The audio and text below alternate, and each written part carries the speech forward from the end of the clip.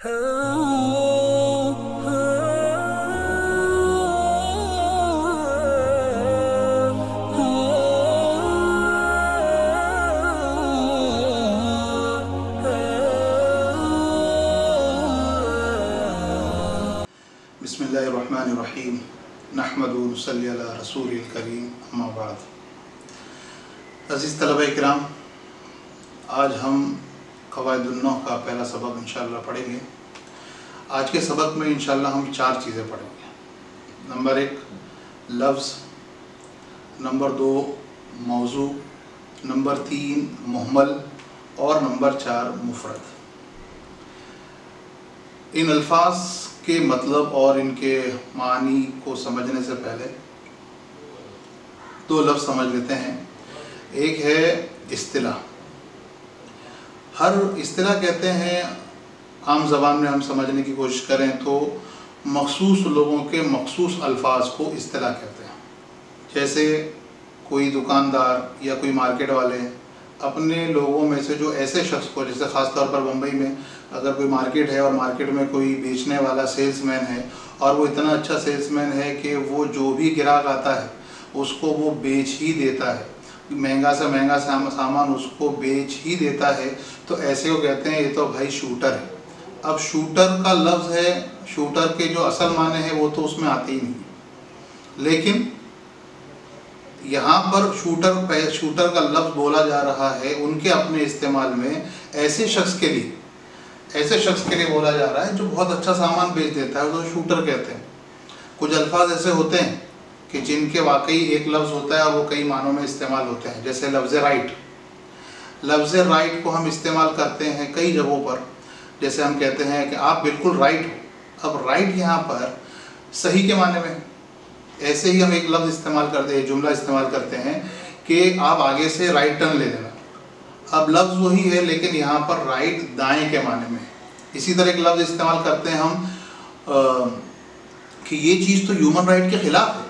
अब यहाँ पर राइट हक़ और हुकूक के माने में आ जाता है। तो लफ्ज़ एक ही है लेकिन वो मुख्तलिफ लोग मुख्तलिफ जगह पर मुख्तलिफ मकाम के एतबार से, अलग अलग मकाम के एतबार से उसका इस्तेमाल अलग करते हैं।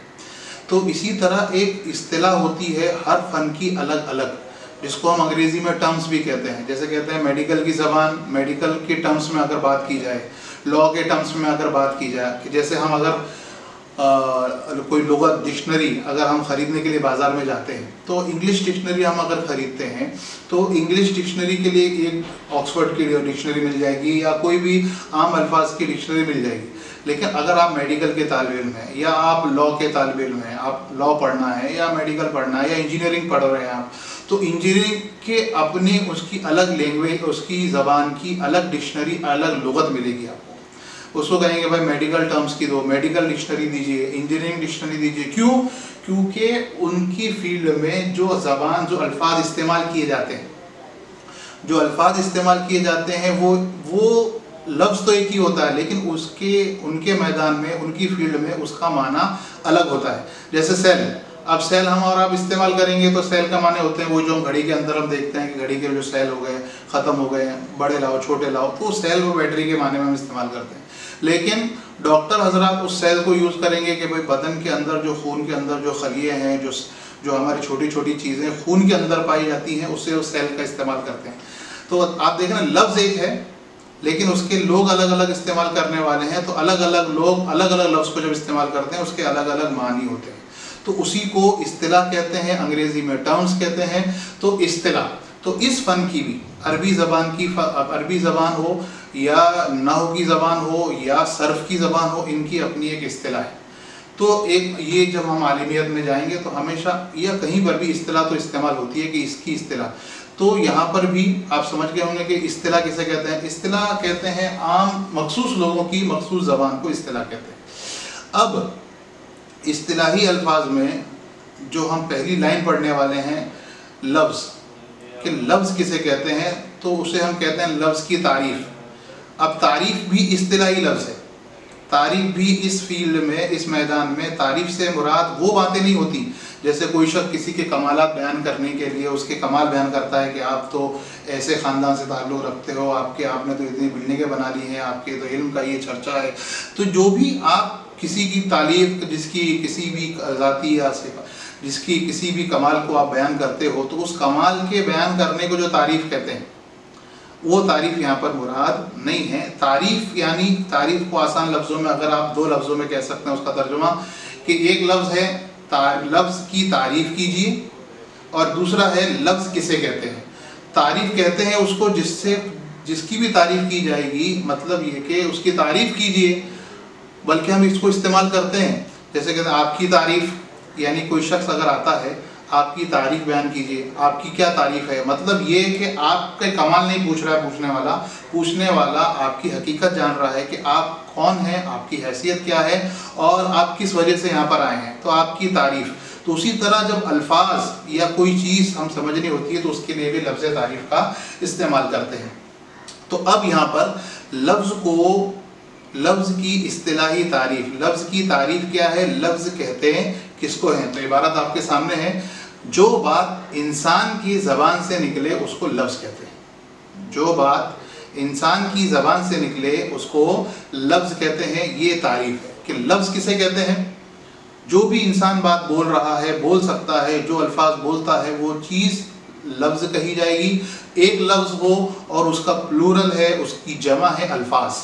बहुत एक लफ्ज़ बोल दिया लफ्ज़, तो ये लफ्ज़ है। अब आपने जो बात इंसान की ज़बान से निकले तो ये कई अल्फाज हो गए, तो ये लफ्ज़ को ये अल्फाज हो गए। लेकिन शर्त ये है कि इंसान की ज़बान से निकलना चाहिए, तभी इस पर लफ्ज़ सादिक आएगा, इसको लफ्ज़ कहा जा सकेगा। फिर जब लफ्ज़ आदमी जब बोलता है, और बोलना भी ज़रूरी है, एक इंसान को दूसरे इंसान से बात करने के लिए, अपनी ज़रूरत को पेश करने के लिए, अपने तकाज़े को रखने के लिए जो सबसे पहली चीज़, सबसे मुआविन और मददगार है वो उसकी ज़बान है, वो उसकी ज़बान से निकलने वाले अल्फाज हैं। किसी भी ज़बान को बोला भी जाता है, लिखा भी जाता है, पढ़ा भी जाता है, लेकिन पढ़ना और लिखना ये बात का मरहला है।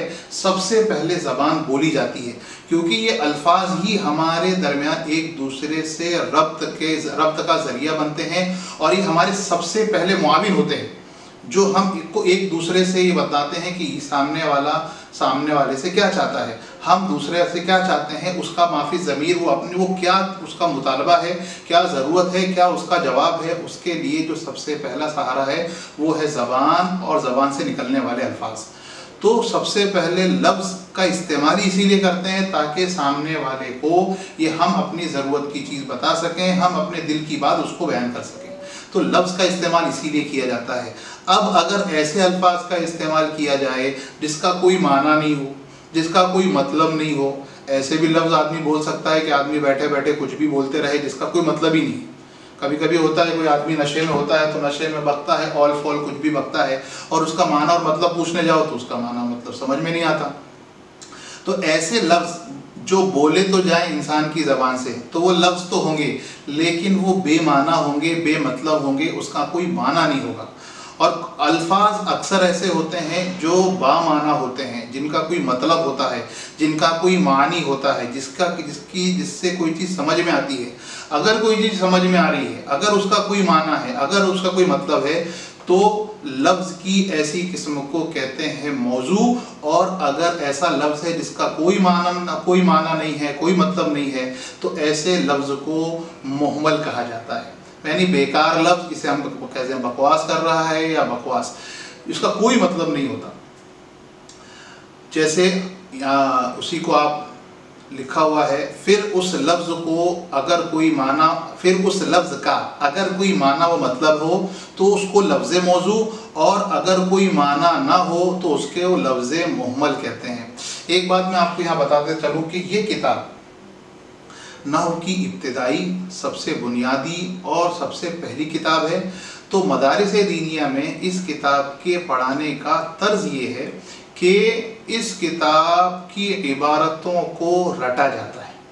इब्तिदाई तालिब इल्म है, वो अरबी अव्वल का पहला साल है, नहव के बुनियादी कवायद को और नहव की जो इस्तिलाही तारीफ़ात हैं, इस पूरी किताब को कुरान करीम की तरह रट लेता है। यहाँ तक कि मदारिस में तो कई मरतबा ऐसा होता है कि साल के आखिर में पूरी किताब तलबा एक बैठक में सुना देते हैं। वजह उसकी ये है कि ये बुनियादी किताब है, उसको रटने की वजह से, रटना मकसूद नहीं है बल्कि ये एक ज़रिया है ताकि ये कायदे, ये चीज़ें पढ़ने वाले के जहन में इतनी रासिक हो जाएं, इतनी बैठ जाएं कि वो एकदम उसकी जैसे कल भी बात आई थी कि इतनी मशक कराई जाती है उस ज़बान की कि वो ज़बान उसकी मादरी ज़बान की तरह हो जाए।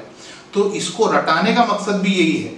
रटाने का मकसद ये है कि रटने की वजह से उसको बार बार पढ़ेगा। अब जितनी बार पढ़ेगा वो चीज़ उसके जहनों में उतनी ज़्यादा मजबूत हो जाती है। जैसे सूरह फातिहा एक ऐसी सूरत है जिसको हर मुसलमान इतनी मर्तबा पढ़ता है कि अगर वो नींद में भी पढ़ेगा तो उसमें गलती नहीं करेगा। क्यों? वो इतनी बार पढ़ी जा चुकी है कि जहनों में वो रासिख हो गई है, जहनों में बैठ गई है। तो इस किताब को इब्तिदाई तौर पर, ये किताब हो, इसी तरह सर्फ की किताब हो, कि इब्तिदाई दर्जात में इन किताबों की इबारतों को बाकायदा रटा जाता है। पूरी किताब रटी जाती है, पहले सफ़े से लेकर आखिरी सफ़े तक हर सबक को रटा जाता है, सुना जाता है। तो आपसे भी गुजारिश की जाती है कि जो सबक दिया जाए उसको आप रटने की कोशिश करें और उसको सुनाएं। और हमारे हज़रत मौलाना हसन साहब, जिनसे हमने अरबी अव्वल की किताब पढ़ी है, उनका बेहतरीन तरीका ये था कि वो जितना सबक होता था वो उतना सबक रोज़ाना कापी में लिखा दिया करते थे। और हमको उस वक्त लगता था कि क्या है, कापी में किताब हमारे पास है, किताब में लिखा हुआ है और लिखने की ज़रूरत नहीं है। लेकिन उसका फ़ायदा हमको तब पता चला जब हमने हमारे बच्चों की कापियाँ देखी कि वो बच्चे लिखते हैं। अगर माना लिखना है तो माना लिखने वाले लोग लिखते हैं मीम अलिफ मा नून अलिफ ना, माना। समझ में आई बात कि क्यों ऐसा हुआ? क्योंकि उन्होंने लिखने पे तवज्जो नहीं दी। तो ज़रूरी है इस बात को कि जितना सबक पढ़ा जाए उस सबक को बाकायदा लिखा जाए और उसको याद करने के वक्त में आँखों को इबारतों पर चलाया जाए, उंगली रखकर चलाया जाए, ऐसा ना, और उसको पढ़ते रहें, उसको ज़बान से दोहराते रहें और इतनी ज़ोर से दोहराएं कि कम से कम वो कानों तक आवाज़ जाए। क्योंकि इल्म के जो आलात हैं, इल्म के जो ज़रिया है, इल्म का आला है, इल्म को हासिल करने की जो चीज़ें हैं, दिमागों में कैसी चीज़ें बैठती हैं, वो आले में से आँख का इस्तेमाल है और ज़बान का इस्तेमाल है, आवाज़ का इस्तेमाल है, कानों का इस्तेमाल है। जब ये चीज़ें हमारे सब ये चीज़ों को मिलकर हम कोई चीज़ याद करेंगे तो जहन में वो सारी चीज़ें बैठ जाएंगी। हम आँखों से देख रहे हैं, वो चीज़ें दिमाग में मुंतकिल होती है। अगर हमारे सामने वो लिखी हुई इबारतों को हम देखते रहेंगे और पढ़ते रहेंगे तो वो इबारत हमारे जहन में चली जाएगी। ज़बान से अदा करेंगे आवाज़ से, तो उस आवाज़ के ज़रिए कान में उस आवाज़ के ज़रिए दोनों कान, एक जो कान बाहर से चीज़ें आवाज़ आ रही है वो भी, और हम अंदर से जो अंदर हम गुदगुदाते हैं तो वो अंदरूनी एतबार से भी जहन सुनता है। तो जहन को जो क़ुव्वत हिफ्ज़ के लिए ज़रूरी है कि तमाम चीज़ों की तरफ, तमाम चीज़ों के ज़रिए, तमाम चीज़ों की मदद से हम अपने सबक को याद करेंगे तो ये देर तक बाकी भी रहेगी और याद जल्दी भी हो जाएगा। अगर ऐसा हो कि याद करने के वक्त में हमने देखा लफ्ज़, जो बात इंसान की ज़बान से निकले, जो बात इंसान की ज़बान से निकले, हम इबारत को देख रहे हैं और इबारत को देखने के साथ साथ हम दुनिया को भी देख रहे हैं, लाइट देख रहे हैं, पंखा देख रहे हैं, खिड़की देख रहे हैं। तो अब उस इबारत के साथ साथ इतनी चीज़ें भी दिमाग में जा रही हैं। तो होना ये चाहिए कि जब हम याद करें तो हमारी निगाह उस लाइन पर, उस सतर पर जितना हम पढ़ रहे हैं उतना पर ही होना चाहिए। और दूसरी और एक अहम और ख़ास बात जो याद करने के वक्त होना चाहिए वो ये कि हम सबक को याद जब करें तो टुकड़े कम से कम करें, पूरे के पूरे जुमले याद करने की कोशिश करें। अब जैसे पहली इबारत लिखी हुई है लफ्ज़, जो बात इंसान की ज़बान से निकले उसे उसको लफ्ज़ कहते हैं। अब इसको याद करने का एक तरीका तो ये है कि जो बात इंसान की, जो बात इंसान की। अब जो बात इंसान की ज़बान से निकले, इसको छोटा छोटा करके याद करेंगे तो ये इतने टुकड़ों में हमारे दिमागों में जाएगा और उसमें से एक फाइल भी ख़त्म हो गई तो पूरी लाइन डिस्टर्ब हो जाएगी। होना ये चाहिए कि आप पूरे पूरे जुमले को याद करने की कोशिश करें, पूरे पूरे जुमले को पढ़ें। जो बात इंसान की ज़बान से निकले उसे लफ्ज़ कहते हैं। इसको देखकर आप 5 बार, 10 बार, 15 बार, 20 बार आप उसको पढ़ें।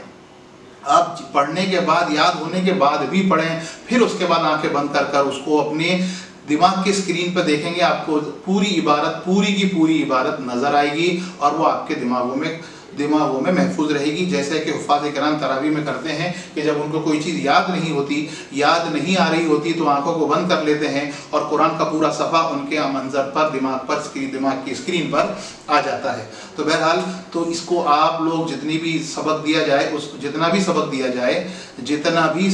जाए उस सबक को आप रटेंगे, पूरे पूरे जुमले याद करेंगे और उसको अपनी कापी में ज़रूर लिखेंगे।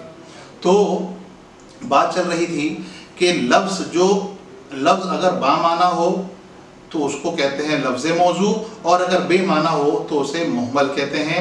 क्योंकि लफ्ज़ मुहम्मल से बहस नहीं, क्योंकि लफ्ज़ मुहम्मल के माने कोई मतलब नहीं, तो उससे कोई बहस करने की ज़रूरत नहीं आगे उससे। अब हमें जो मतलब है लफ्ज़ मौजू से, यानी वो अल्फाज जिसके मानी और मतलब है।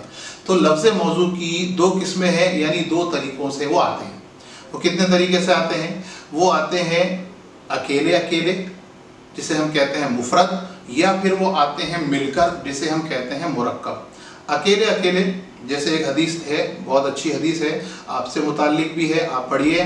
फरिश्ते तालिब इल्म से खुश होकर उनके लिए अपने परों को बिछा देते हैं और ज़मीन और आसमान की जितनी चीज़ें हैं वो उनके उस तालिब इल्म के लिए इस्तिग़फ़ार करती हैं, यहाँ तक कि समंदर की पानी की मछलियाँ भी उसके लिए इस्तिग़फ़ार करती हैं।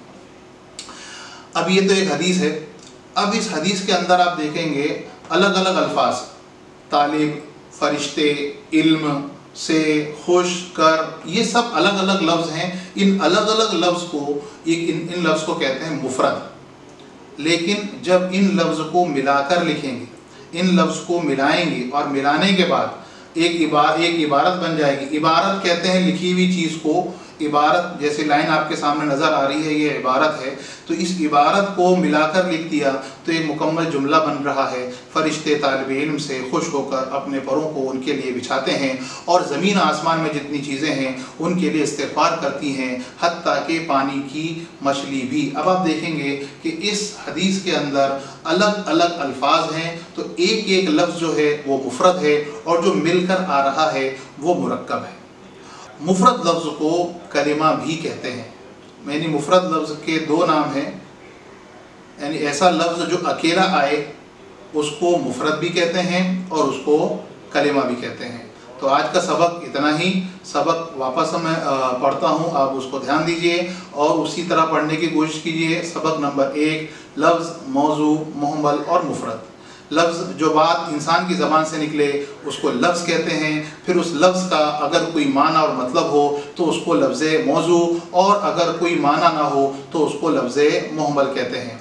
जैसे लफ्ज़ ज़ैद, ये लफ्ज़ मौजू है कि ज़ैद बोलते ही हमारे जहनों में एक लड़के का तस्वुर आ जाता है, लेकिन इस लफ्ज़ ज़ैद का उल्टा कर दिया दैज़। अब दैज़ का कोई मतलब नहीं है, ये मुहम्मल है, ये बैनल कौसैन लिखा हुआ है, इसको याद करने की ज़रूरत नहीं है। आगे है लफ्ज़ मौजू की 2 किस्में हैं, मुफरद और मुरक्कब। अब मुफरद किसे कहते हैं? मुफरद उस अकेले लफ्ज़ को कहते हैं जो एक माना बताए। जैसे अल्लाह, जैसे लफ्ज़ अल्लाह, अल्लाह की ज़ात, लफ्ज़ मोहम्मद, हुज़ूर पाक सल्लल्लाहु अलैहि वसल्लम का नाम इसमें गिरामी है, तो ये लफ्ज़ एक है और माना भी एक बता रहा है। इंशाअल्लाह आइंदा दूसरा सबक बताया जाएगा और पढ़ाया जाएगा और उसमें मश्क आपको किस तरह करनी है इंशाअल्लाह उसकी भी तरतीब बनाने की कोशिश की जाएगी। आखिर दावाना अल्हम्दुलिल्लाहि रब्बिल आलमीन। अस्सलामु अलैकुम व रहमतुल्लाहि व बरकातुहू।